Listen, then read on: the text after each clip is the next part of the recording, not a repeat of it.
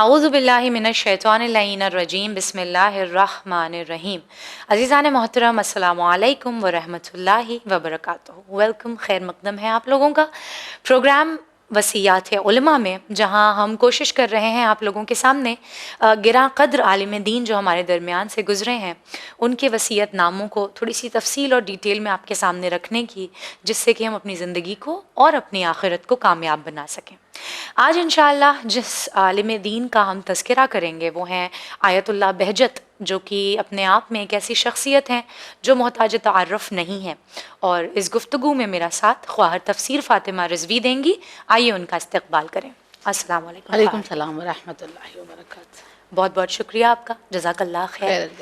خواہر یہ بتائیں کہ آیت اللہ بہجت، جیسا میں نے کہا کہ اپنے آپ میں یہ نام ہی ایک اگر ہم یوں کہیں تو برانڈ ہے اپنے آپ میں، کہ آپ کو کوئی تعارف کی ضرورت نہیں ہے، مگر پھر بھی وہ لوگ جو نہیں جانتے ہیں کہ ایک ڈیٹیل میں آپ کی سوانح حیات، اس کو آپ مختصراً بریف میں اگر بیان کرنا چاہیں تو کیسے کریں گے؟ اعوذ باللہ من الشیطان الرجیم بسم اللہ الرحمن الرحیم وبہ نستعین وہو خیر وناصر ومعین. آیت اللہ تقی بہجت جو کہ ایران کی سرزمین پر ولادت پاتے ہیں، اور شہر رشت کے قریب ایک چھوٹا سا علاقہ ہے جسے فومن کہا جاتا ہے. اچھا. وہاں پہ ان کی ولادت ہوئی ہے، اور تقریباً 16 مہینے کے یہ تھے جس وقت ان کی مادر گرامی کا انتقال ہو گیا.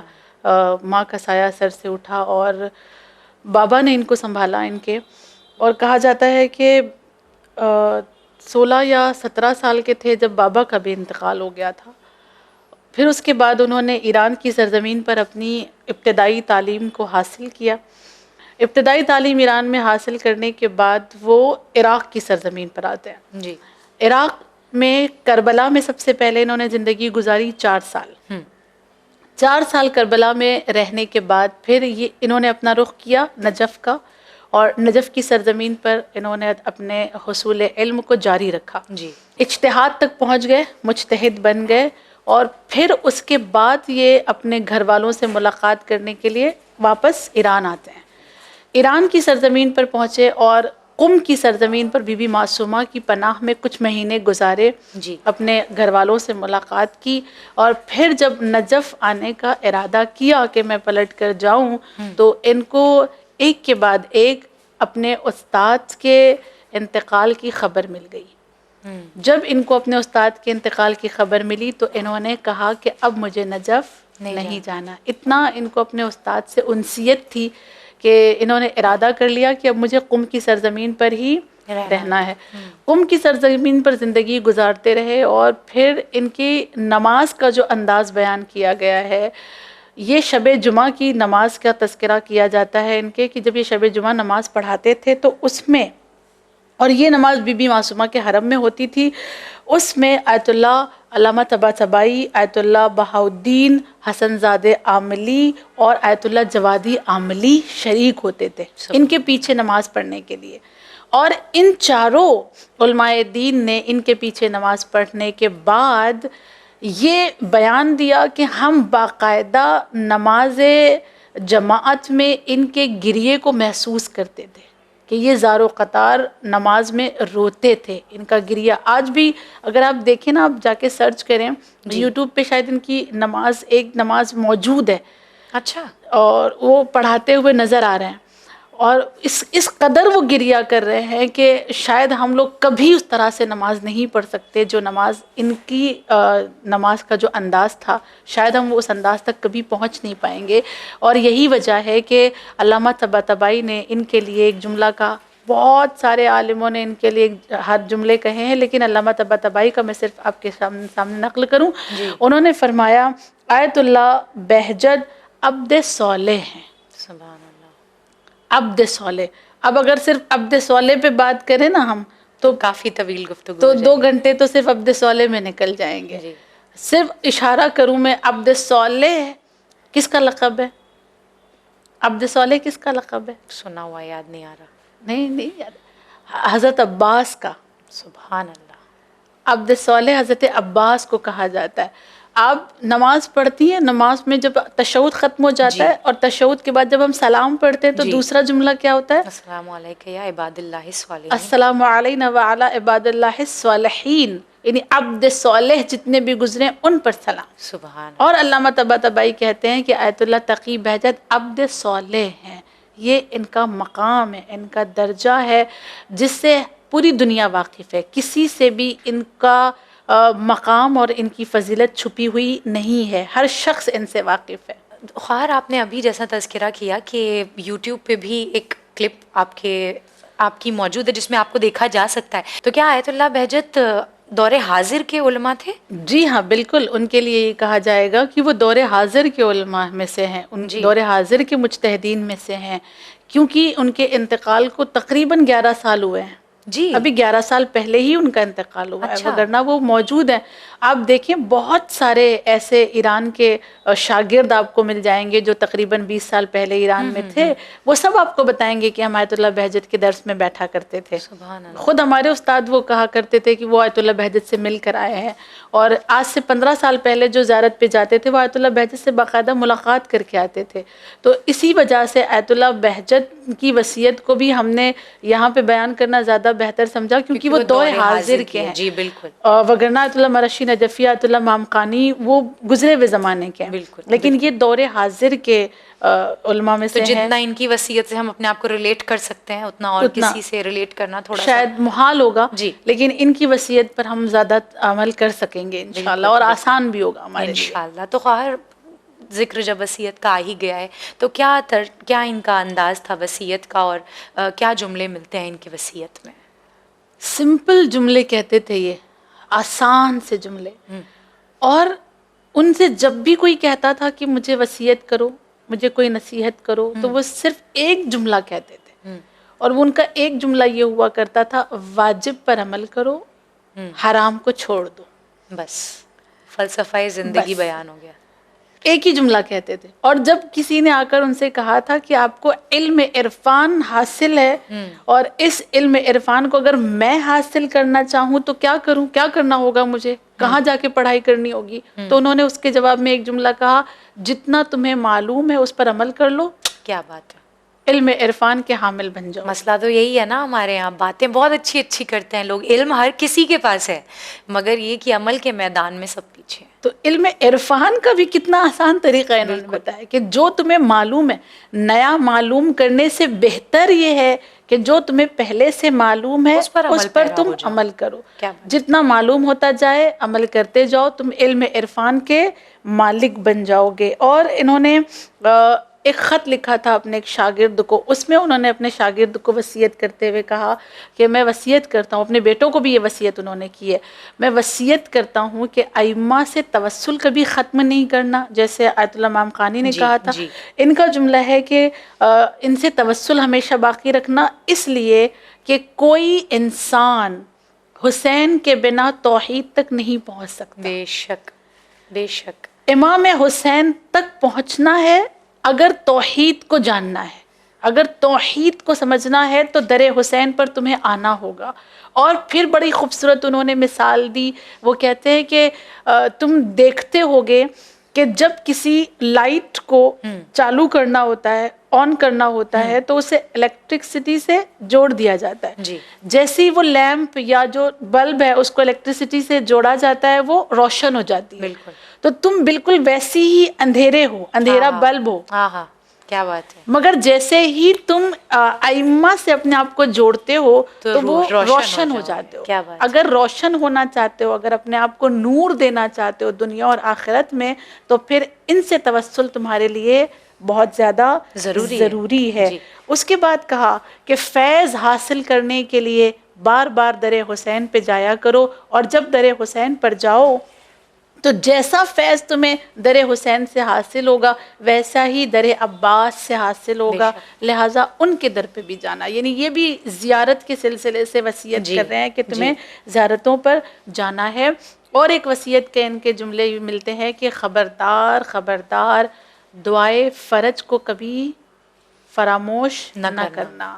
اپنی ہر دعا میں دعائے فرج شامل ہو, ہر دعا میں ان کے ظہور کی دعا تمہاری شامل ہو. ہونی چاہیے. یہاں رک کر میں بھی پروردگار عالم کی بارگاہ میں دعا کرنا چاہوں گی، خدا دنیا ظلم و جور سے بھر چکی ہے، عدل و انصاف سے بھرنے کے لیے یوسف زہرا کے ظہور میں تعجیل فرما. الہی آمین یا رب العالمین. اور پھر ایک بات انہوں نے کہی کہ میں تم سے سفارش کر رہا ہوں، وصیت کر رہا ہوں کہ اپنی نماز کو اول وقت انجام دو.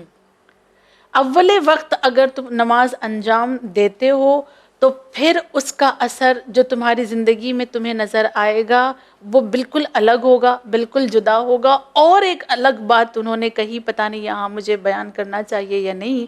انہوں نے فرمایا کہ اگر اول وقت نماز تم پڑھنا شروع کر دو اور اپنی زندگی کو فیض الہی سے بھرا ہوا نہ دیکھو تو مجھ پہ لان کرو. اللہ اکبر. اتنا بڑا دعویٰ، اتنا بڑا جملہ، اتنا بڑا دعویٰ وہ کر کے گئے ہیں کہ اول وقت اگر تم پڑھنا شروع کر دیتے ہو اور تم کو فیض الہی نہیں ملتا ہے، اپنی زندگی کو اثر انداز ہوتا ہوا نہیں دیکھتے ہو تو مجھ پہ لان کرنا. یہ جملے ہیں ان کے.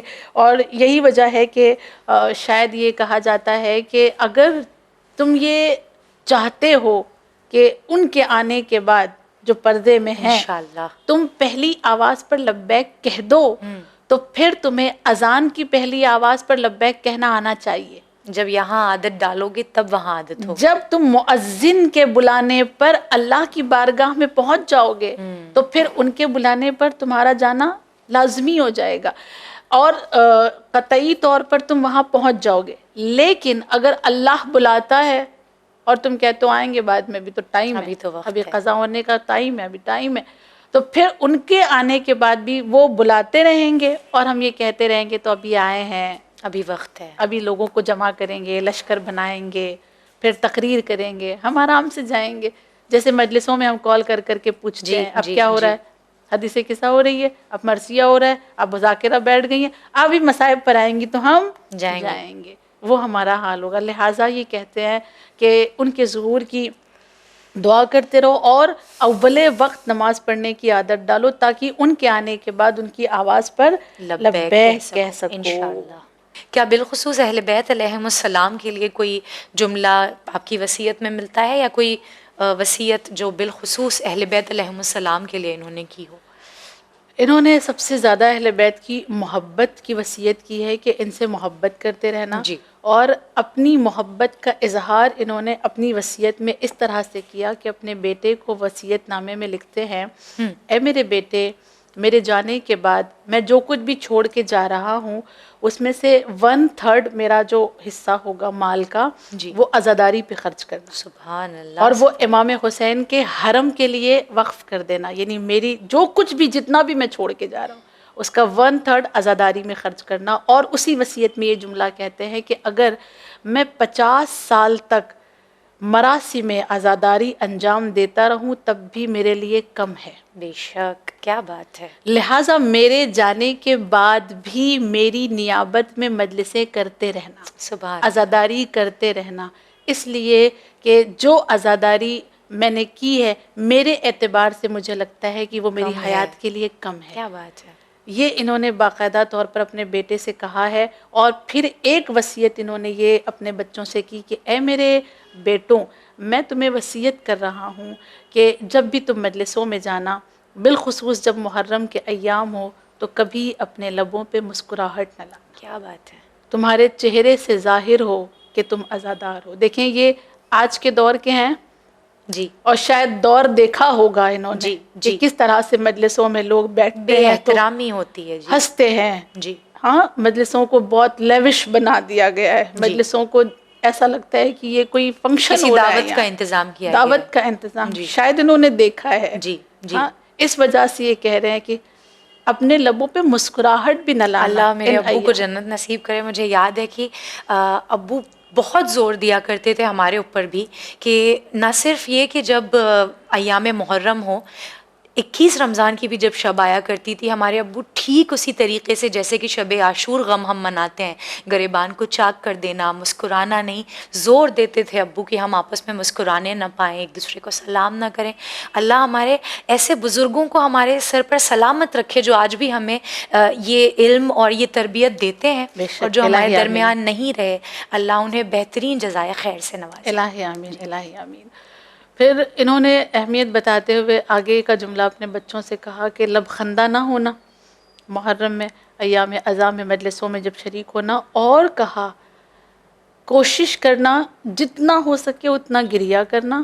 اگر گریا نہ آئے، اگر تمہیں رونا نہ آئے تو اپنے چہرے پہ صرف حزن کے آثار پیدا کر لینا، صرف رونے جیسی شکل بنا لینا. لیکن کوشش یہ رہے کہ ان ایام میں تم ہنسو نہیں. یہ ان کی سب سے بڑی وصیت ہے. اور کس طرح سے امام حسین کی عزا پہ خرچ کرنے کا یہ باقاعدہ طور پہ اپنے بچوں سے تاکید اور تنبیہ کر کے جا رہے ہیں کہ میرے مال میں سے خرچ کرنا. خواہ کیا آپ ان کا کوئی مخصوص وظیفہ یہاں پر بیان کرنا چاہیں گے جو اس وصیت کا حصہ ہو؟ دیکھیں ابھی چونکہ ہم نے ان کے وصیت میں یہ بات بیان کی کہ ہنسنا مجلسوں میں جا کر، یہ ان کو پسند نہیں تھا، اپنے بچوں سے کہا نہیں ہنسنا. اور آج بھی سارے والدین اپنے بچوں کو لے کے ہی پریشان ہیں کہ بچے مجلسوں میں نہیں جاتے ہیں، بچے ماں باپ کی بات نہیں مانتے ہیں، بچہ تو بگڑ گیا ہے، معاشرے کا اثر پڑ گیا ہے، اور دوستوں کی صحبت میں آ کر بچہ بہت بدتمیز ہو گیا. اس طرح کی زندگی کے بڑے مسائل میں سے اس وقت دیکھا جائے تو ہر سب سے بڑا مسئلہ اپنی اولاد تربیت اولاد کو لے کر ہے، اور بڑا مشکل مرحلہ ہے. بالکل بالکل، بڑا کوئی دو رائے نہیں. اچھا، اس کو اگر وقت ہے آپ کے پاس، میں 2 لمحے میں ایسے سمجھاؤں کہ کیوں مشکل ہے تربیت اولاد. کیوں مشکل ہے؟ اس لیے کہ انسان، تھوڑی دقیق بات ہے، انسان 2 چیزوں سے بنا ہے، ایک جسم ہے، ایک روح ہے. دونوں کی ضرورت الگ الگ ہے. جسم کی ضرورت جانوروں جیسی ہے، کھانا پینا سو جانا. روح کی ضرورت فرشتوں جیسی ہے، ہاں، عبادت کرنا، روزے رکھنا، تسبیح کرنا. نیک بات ہے. 2 الگ الگ چیزیں ہیں، اور دونوں ایک ہی جگہ پر ہیں. سردی اور گرمی ایک جگہ پہ رہ سکتے ہیں؟ نہیں رہ سکتے نا. مشکل ہے نا سردی اور گرمی کو ایک جگہ پہ رکھنا. رات اور دن ایک جگہ پہ جمع ہو سکتے ہیں؟ نہیں جمع ہو سکتے ہیں. لیکن انسان کے اندر 2 اپوزٹ چیزیں جمع ہیں. ایک جسم ہے جس کی ضرورت جانوروں جیسی ہے، ایک روح ہے جس کی ضرورت فرشتوں جیسی ہے. جسم کو سکون ملتا ہے سو جانے سے، روح خوش ہوتی ہے شب پڑھنے سے. کیا بات ہے. ہاں، جسم خوش ہو جاتا ہے بہت زیادہ کھانے سے، روح راحت پاتی ہے روزہ رکھنے سے. ٹھیک ہے. تو یہ 2 چیزیں اپوزٹ کوالٹیز رکھنے والی ایک ساتھ جمع ہے. اللہ نے ایک ساتھ رکھ دیا. اب جو دونوں اپوزٹ ایک ساتھ جمع ہو جائیں گے تو اس کا تربیت کرنا آسان ہوگا؟ بالکل مشکل ہے، محال ہے. مشکل ہے، سخت ہے. اسی وجہ سے تربیت پر بہت زیادہ زور دیا جاتا ہے. تربیت تربیت تربیت تربیت. ٹھیک ہے. لیکن تربیت میں بہت کوشش کرنے کے بعد بھی ہم اور آپ کہیں نہ کہیں پریشان ہوتے ہیں کہ میرا بچہ بگڑ نہ جائے، پردیس چلا گیا ہے، کہیں راہ سے بھٹک نہ جائے. درست ہے. اس کے لیے انہوں نے ایک بڑی خوبصورت نماز بیان کی ہے، جس نماز کو تجربہ بھی کیا گیا ہے باقاعدہ طور پہ. اور اس نماز کو پڑھنے والوں نے باقاعدہ یہ کہا کہ 10 دن کے اندر ہم نے اپنے بچوں کے اندر چینجز دیکھے. سبحان اللہ. یعنی بگڑی ہوئی اولاد بھی پلٹ کر واپس آ جاتی ہے. یعنی انشاءاللہ اللہ نے چاہا تو اس ایپیسوڈ کے بعد ناظرین اگر اس وظیفے پر عمل کریں گے تو اللہ نے چاہا تو جلد از جلد اپنے اولاد سے کم منسوب جو مسئلے ہیں ان کا حل شاید مل جائے انشاءاللہ. انشاءاللہ. تو 2 رکعت نماز انہوں نے تعلیم دی ہے اور تاکید کی ہے کہ اگر اولاد کی طرف سے تم پریشان ہو تو یہ 2 رکعت نماز کسی بھی وقت پڑھیں، روزانہ پڑھیں تو زیادہ بہتر ہے. پہلی رکعت میں الحمد کے بعد سورہ ابراہیم آیت نمبر 40 پڑھنا ہے. رب اجعلنی مقیم الصلاۃ ومن ذریتی ربنا وتقبل دعا. یہ آیت 10 مرتبہ پڑھنی ہے. سورہ ابراہیم آیت نمبر 40 10 مرتبہ الحمد کے بعد. اس کے بعد جب دوسری رکعت ہو تو دوسری رکعت میں الحمد کے بعد 10 مرتبہ سورہ فرقان کی آیت نمبر 74 پڑھنی ہے. ربنا حب لنا من ازواجنا وذریاتنا قرۃ اعین واجعلنا للمتقین اماما. جی چھوٹی چھوٹی آیات چھوٹی چھوٹی آیت، اس کو 10 مرتبہ پڑھنا ہے، اور پھر اس کے بعد قنوت وغیرہ پڑھ کے اپنا جیسے تشہد و صبح کی سلام کے نماز ساتھ ادا اپنی کی نماز جاتی ہے. کو ختم کر دیں انشاءاللہ. جی. اس نماز کو انہوں نے ریکمنڈ کیا ہے وصیت کے طور پر کہ یہ اپنی اولاد کے حق میں ماں باپ پڑھیں، اور اس کا اثر وہ اپنی اولاد میں دیکھیں گے. جی. تمام لوگوں کے قلب کو ایک سکون ملے گا اس نماز کو انشاءاللہ، پڑھنے کے بعد، انشاءاللہ. جب وہ اپنی اولاد کو پلٹتا ہوا دیکھیں گے کہ میرا انشاءاللہ. بچہ پہلے کیسا تھا اور اب کیسا ہو گیا. دیکھیں بہت اثر ہے دعاؤں میں جی جی. مخفی طور پر. جی. تو بالآخر میں وہی کہوں گی خواہر کہ ہم نے پچھلے 2 ایپیسوڈز میں بھی جن علماء کا تذکرہ کیا ان کے اندر ہم نے کوئی ایسا خاص وظیفہ ان کی وصیات میں نہیں دیکھا جو اولاد کے اعتبار سے ہو، کیونکہ آیت اللہ بہجت اس زمانے کے تھے. وہ دیکھ رہے تھے کہ اس زمانے میں آج گھروں میں یوں کہہ لیں کہ انٹرنیٹ کے نام پر جو ایک بڑا سا خدشہ ہمارے سروں پر ہر وقت منڈلاتا رہتا ہے، ہم ہر وقت خوف زدہ ہوتے ہیں کہ کب ہمارے بچے کے ہاتھ کوئی غلط چیز لگ جائے گی. حالانکہ ہم اپنے اعتبار سے پوری کوشش کرتے ہیں کہ ان چیزوں کو بچوں سے دور رکھیں، مگر کیونکہ یہ چیزیں اتنی آسانی سے فراہم ہو چکی ہیں کہ انسان خوفزدہ ہے، ڈرا ہوا ہے.